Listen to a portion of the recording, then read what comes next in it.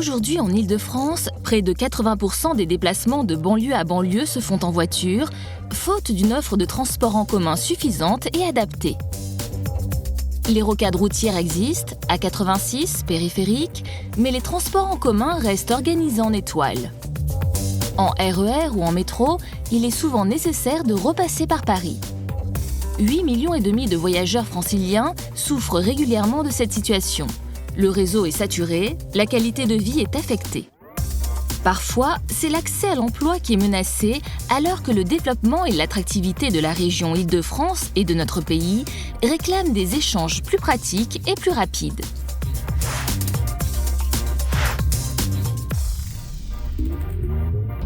Le nouveau Grand Paris des transports prévoit 12 milliards d'euros pour la modernisation des RER et l'extension du réseau existant. Il prévoit aussi 22,6 milliards d'euros pour le Grand Paris Express. Le Grand Paris Express allège le trafic sur le réseau existant, notamment dans la zone dense. Il facilite les déplacements grâce à des correspondances efficaces. C'est aussi un projet au service du développement des territoires.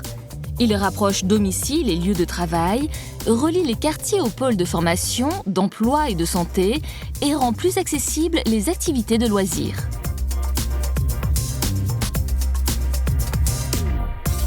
La construction des différentes lignes du Grand Paris Express est lancée en parallèle.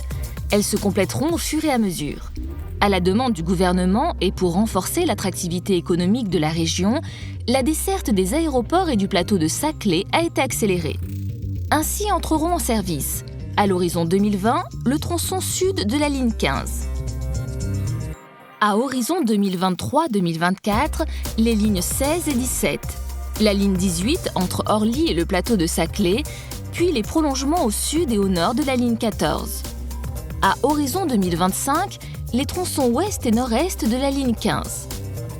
À horizon 2027, le tronçon nord-ouest de la ligne 15.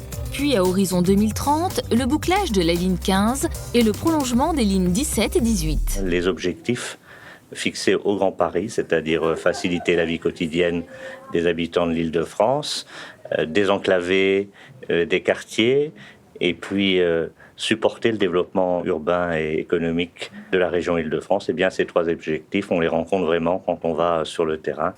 Je crois que c'est la concertation qu'il faut poursuivre. Elle est déjà bien installée depuis le début du projet, que ce soit avec les élus, mais aussi avec l'ensemble des opérateurs de transport, afin que ce réseau de transport, eh bien, il serve au mieux à, d'une part, décongestionner le réseau actuel et puis aussi améliorer encore les dessertes, notamment pour tous ceux qui viennent travailler en Île-de-France.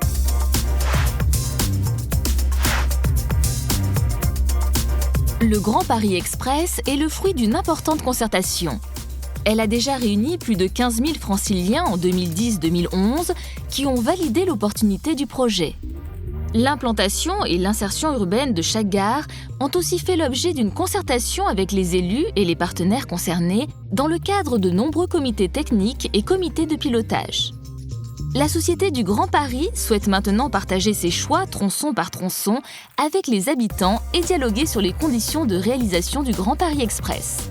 Ces échanges, placés en amont de l'enquête publique, doivent être utiles, constructifs et profitables à tous.